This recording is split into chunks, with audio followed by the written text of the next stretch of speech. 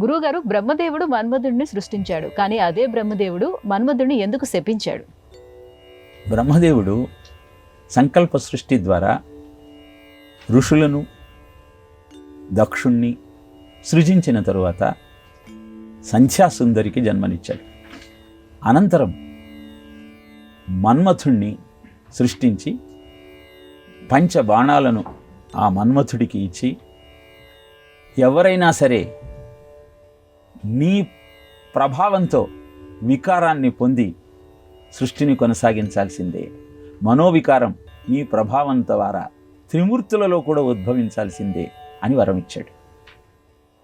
మన్మథుడు తనకిచ్చినటువంటి ఆ 5 బాణాలు అందరి మీద ప్రయోగించి తన వర ప్రభావాన్ని తెలుసుకోవాలనుకున్నాడు.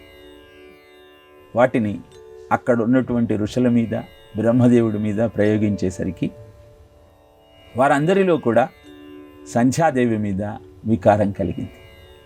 ధర్ముడు ఈ ప్రమాదాన్ని గుర్తించి శివుడిని ప్రార్థించాడు. శివుడు ప్రత్యక్షమై బ్రహ్మదేవుడితో, ఇది తప్పయ్యా, అధర్మము.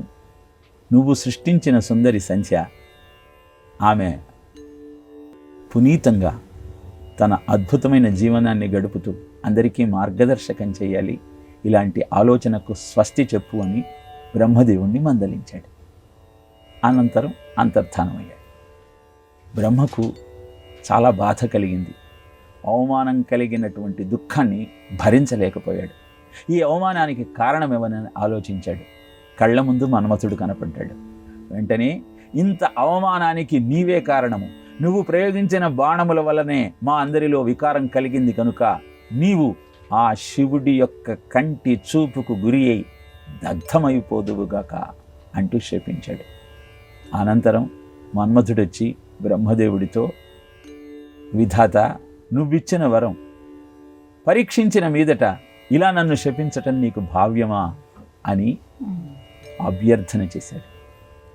అప్పుడు బ్రహ్మదేవుడు, క్షణికావేశంలో నిన్ను నేను శపించిన మాట వాస్తవమే అయినా నువ్వు ప్రద్యుమ్నుడిగా మళ్ళీ జన్మనెత్తుతావు, రతీదేవి నీ భార్య అవుతుంది, నువ్వు ఆమెకు మాత్రం కనపడుతూ ఉంటావు అని వరమిచ్చి అంతర్ధానమయ్యాడు. ఇలా బ్రహ్మదేవుడు తన సృష్టిని హేళన చేస్తూ తన ద్వారా సృష్టింపబడిన మన్మథుణ్ణి తానే శపించాడు. ఈ కథ చెప్పేటువంటి సత్యం ఏమిటి అంటే, ఎంత గొప్ప మేధావి అయినా తన ద్వారా సృజించబడినటువంటి వస్తువును సత్కర్మల కోసం ఉపయోగించకపోతే అది ప్రమాదహేతువుగా పరిణమిస్తుంది. ఈ సత్యాన్ని చరిత్రలో జరిగిన ఒక సంఘటన ద్వారా మనం గుర్తించవచ్చు. నోబెల్ అనేటువంటి శాస్త్రవేత్త డైనమైట్ను కనుక్కున్నాడు. ఆ డైనమైట్ ద్వారా వినాశనం జరగటం చూసి, నా ప్రయోగము ఇంత వినాశనానికి హేతవుతుందని నోబెల్ ప్రైజ్ను ప్రకటించాడు. శాంతి ఒక్కటే సామరస్య భావనను ఉత్పన్నం చేయగలిగిన సాధనమని ప్రపంచానికి తెలియచేయటం కోసం తాను ఆర్జించిన ధనాన్నంతా ఆ సంస్థకు ఇచ్చి శాంతిని పొందే ప్రయత్నం చేశాడు.